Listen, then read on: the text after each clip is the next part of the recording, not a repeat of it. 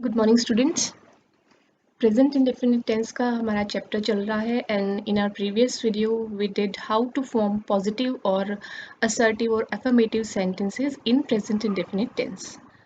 In this video we are going to look at how to form negative sentences in present indefinite tense. Negative sentences means जहाँ पर negation होता है, जहाँ पर नहीं word का यूज होता है, नहीं वाले वाक्य को नेगेटिव सेंटेंसेस हम बोलते हैं. And as you know that in affirmative sentences in present indefinite tense we do not use any helping verb. किसी प्रकार की हेल्पिंग वर्ब की ऑक्सिलरी की हमें वहाँ ज़रूरत नहीं होती है. लेकिन the negative sentences here we'll have to use a helping verb that is do. अब हमें नेगेटिव सेंटेंस बनाने के लिए डू जो हेल्पिंग वर्ब है, ऑक्सिलरी है, उसकी ज़रूरत पड़ेगी. और क्योंकि नेगेटिव बनाना है यानी नहीं वाला सेंटेंस बनाना है तो डू के साथ हम लगाते हैं not. Do not. And sometimes you will see that we are using ES. हम ES ऐड करते हैं डू के साथ में और वो बन जाता है डज. और नेगेटिव बनाने के लिए इसके साथ में लगाते हैं हम नॉट. तो सब्जेक्ट के अकॉर्डिंग हम डू नॉट या फिर डज नॉट का यूज करेंगे. Negative sentences in present indefinite tense को बनाने का फॉर्मूला होता है यह.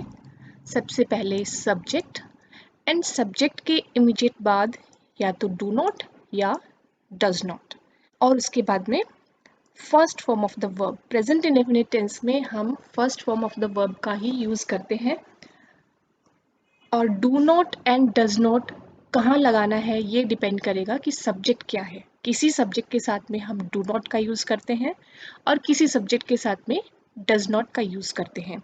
जैसे कि हमने देखा एफर्मेटिव सेंटेंसेस में जो सिंपलेस्ट जो सेंटेंस था, शॉर्टेस्ट सेंटेंस हम बनाते थे सब्जेक्ट प्लस वर्ब, क्योंकि वर्ब एक असेंशियल चीज़ है किसी भी सेंटेंस को बनाने के लिए. और नेगेटिव बनाने के लिए हम करेंगे सबसे पहले सब्जेक्ट, फिर डू नॉट या डज नॉट और उसके बाद में verb. Means subject and verb के बीच में डू नॉट या डज नॉट हम लगाएंगे नेगेटिव सेंटेंसेस को बनाने के लिए. And if there is an object यानी कि अगर जो हमारा वर्ब है वो ट्रांजिटिव वर्ब है यानी कि जिसमें एक्शन पास ओवर होता है किसी सब्जेक्ट से किसी दूसरे के पास में, अगर पास ओवर होता है तो इसका मतलब ये है कि वो ऑब्जेक्ट है, वहाँ पर ऑब्जेक्ट की ज़रूरत है.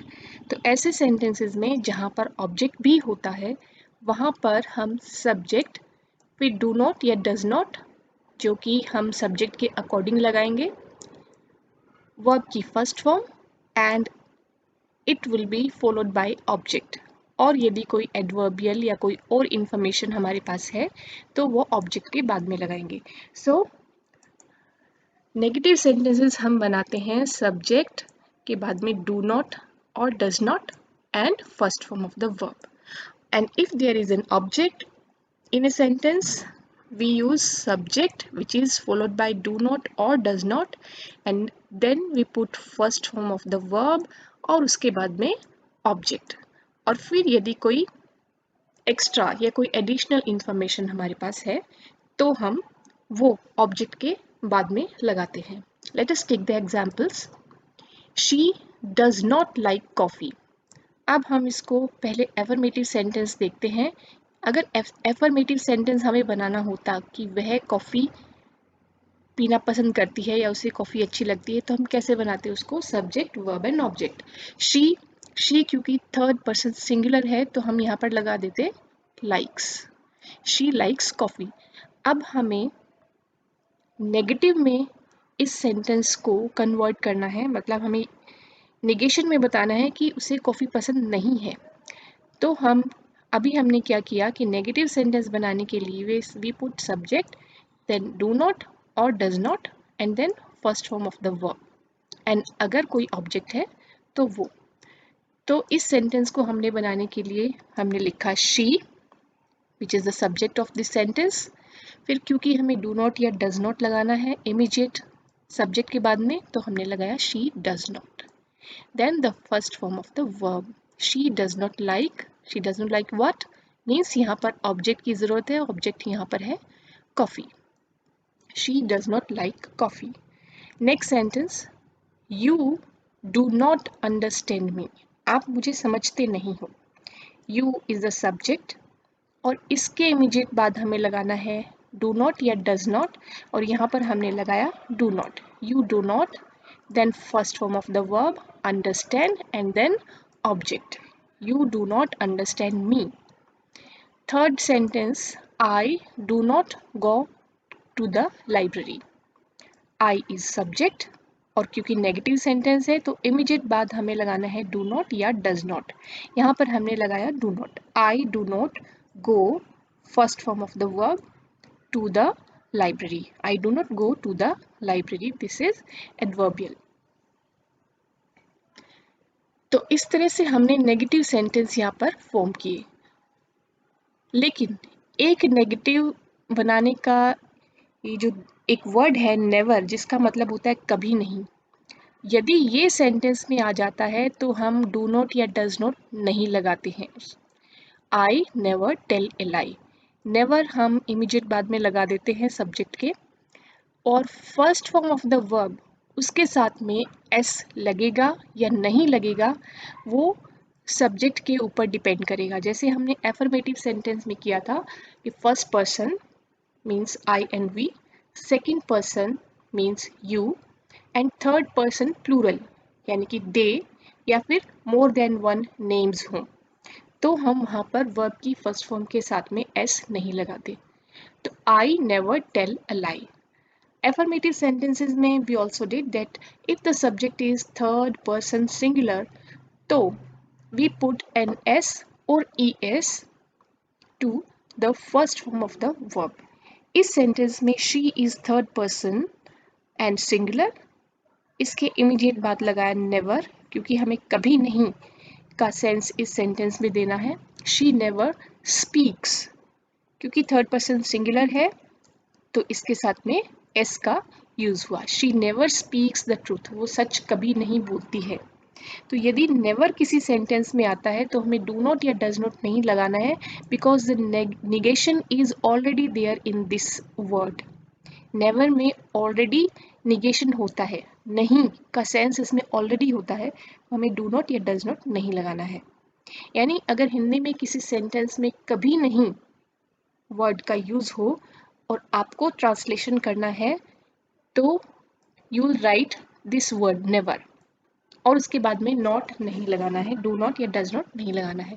So the simple thing is negative sentences बनाने के लिए सब्जेक्ट डू नॉट और डज नॉट जो कि हम डिसाइड करेंगे सब्जेक्ट को देखकर, और उसके बाद में first form of the verb and then object and then adverbial. These are the contracted forms of do not and does not. Do not का contracted, इसका contraction बनता है don't, D-O-N apostrophe and then T. Does not का जो contraction है वो होता है doesn't. So this is pronounced as don't, this is pronounced as doesn't. Now let us see where to use do not and where to use does not. किस subject के साथ में हमें डू नॉट लगाना है नेगेटिव सेंटेंसेस में और किस सब्जेक्ट के साथ में हमें डज नॉट लगाना है। If the subject is first person means I और we, if the subject is second person means you, and if the subject is third person and plural, बहुवचन हो थर्ड पर्सन हो यानी कि या तो दे हो या मोर देन वन नेम्स हो या नाउन्स हो, इनके साथ में हम लगाते हैं do not. First person I and we, second person you and third person plural के साथ में हम डू नॉट लगाते हैं। यानी कि एफर्मेटिव सेंटेंसेस में हमने ये देखा था कि जिन सब्जेक्ट्स के साथ में only first form of the verb लगेगी, नाइदर एस नोर ई एस, वही सब्जेक्ट के साथ में हम नेगेटिव में डू नॉट का यूज करते हैं। एंड एफर्मेटिव सेंटेंसेस में जहाँ पर हम थर्ड पर्सन सिंगुलर के साथ में वर्ब की फर्स्ट फॉर्म के साथ में एस या ई एस लगा देते थे, अब वही एस या ई एस हमें लगा देना है डू के साथ में। डू के साथ में हमने ई एस लगा दिया, तो वो जो फर्स्ट फॉर्म वर्ब के साथ में एस लगाना था या ई एस लगाना था, that thing has been done here with this helping verb. Do के साथ में ई एस लगा दिया और ये बन गया डज, और नेगेटिव बनाना है तो इसके साथ में बन जाएगा does not.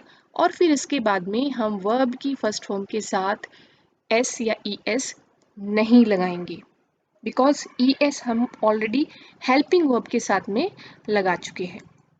So this is the thing to be kept in mind कि ओनली थर्ड पर्सन सिंगुलर अगर सेंटेंस में सब्जेक्ट है, थर्ड पर्सन सिंगुलर मतलब ही, शी, इट या फिर कोई एक नाम, थर्ड पर्सन और एक वचन अगर आपका सब्जेक्ट है किसी सेंटेंस में, तब हम नेगेटिव सेंटेंस बनाने के लिए डज नॉट का यूज़ करेंगे। और फिर इसके बाद में वर्ब की first form as it is लगेगी, उसके साथ में एस या ई एस नहीं लगाना है, क्योंकि वो ई एस हमने हेल्पिंग वर्ब के साथ में ऑलरेडी लगा दिया है। So I repeat, if the subject is first person, second person और थर्ड पर्सन प्लूरल, तो हमें डू नॉट का यूज़ करना है नेगेटिव सेंटेंस में। अगर थर्ड पर्सन सिंगुलर कोई सब्जेक्ट है तो हमें डज नॉट का यूज़ करना है।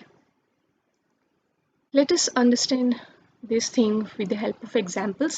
Let us take up first person as subject first. What if we have first person as a subject in our sentence? First sentence is I do not like coffee. I first person है और इसके साथ में हमने लगाया do, helping verb लगाई do, और क्योंकि नेगेटिव बनाना है तो हमने लगाया not, I do not. I is subject और इसके बाद में डू नॉट, फिर first form of the verb and then object. मुझे कॉफ़ी पसंद नहीं है या मैं कॉफ़ी पसंद नहीं करता हूँ।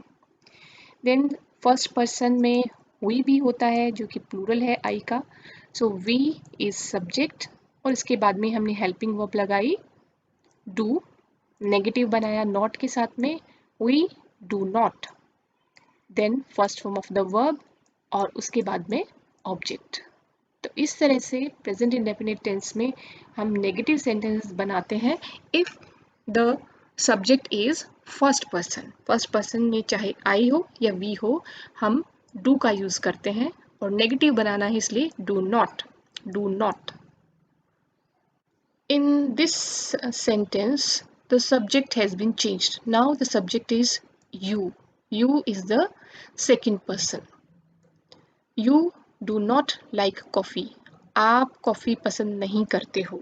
तो सबसे पहले हमने you लगाया which is the subject, helping verb लगाई do, नेगेटिव बनाया तो ये बना do not, you do not, first form of the verb and then object।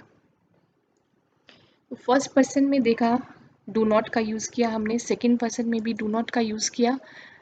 Late us look at third person as subject. Third person plural, यदि third person plural है means they या कोई names.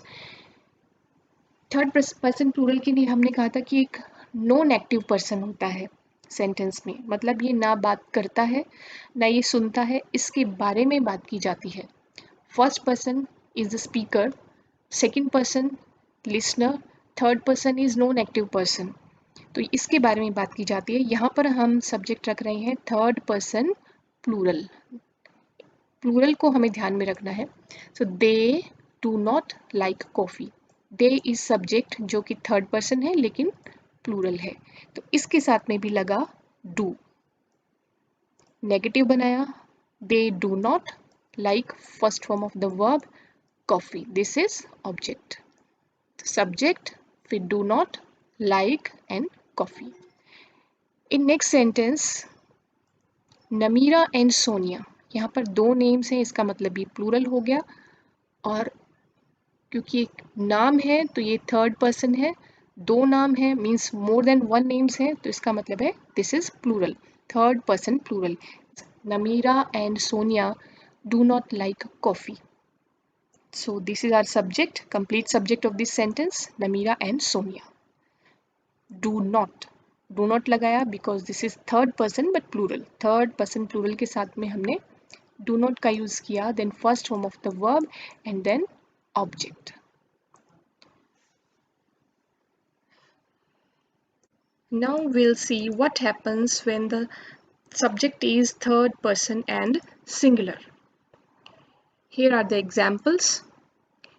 Third person singular means it will include he, she, it or a name, single name. He does not like tea. अब he के साथ में do नहीं, does का यूज हुआ. He is subject और ये third person singular है, तो इसके साथ में जो s हम affirmative sentence में verb की first form के साथ लगाते थे वो हमने do के साथ में लगा दिया है es. So it becomes does. Negative form करने के लिए not हमें लगाना है. So he does not like tea. ही के बाद में सब्जेक्ट के बाद में डू नॉट या डज नॉट आना है, और क्योंकि यहाँ पर थर्ड पर्सन सिंगुलर सब्जेक्ट है तो इसका मतलब है यहाँ पर डज नॉट आएगा. एंड वर्ब की first form, base form of the verb, यहाँ पर अब हमें कुछ भी चेंज नहीं करना है. And then this is object. He does not like tea और coffee, whatever the object is. Second sentence, she does not like tea. She is third person and singular. Does इसके साथ में लगेगा और फिर verb की first form as it is रहेगी. She does not like tea. And here हमने previous जो slide थी उसमें किया था that Namira and Sonia do not like coffee, क्योंकि वहाँ पर more than one subjects थे, third person plural हो गया वो यहाँ, और यहाँ पर Namira is the only one subject here and this is third person, only one name, that means this is singular. So इसके बाद में हम यहाँ पर लगाएंगे does not. Namira does not like coffee. तो सबसे पहले आ गया subject, उसके बाद में do not या does not, जो भी आपका सब्जेक्ट है उसके हिसाब से, एंड वर्ब की फर्स्ट फॉर्म. यहाँ पर अब कुछ भी SES नहीं लगेगा, and your subject. So does का यूज हम सिर्फ थर्ड पर्सन सिंगुलर के साथ में करेंगे, बाकी सभी के साथ में first person, second person and third person plural के साथ में will use do not to form negative sentences. Here are some mixed examples.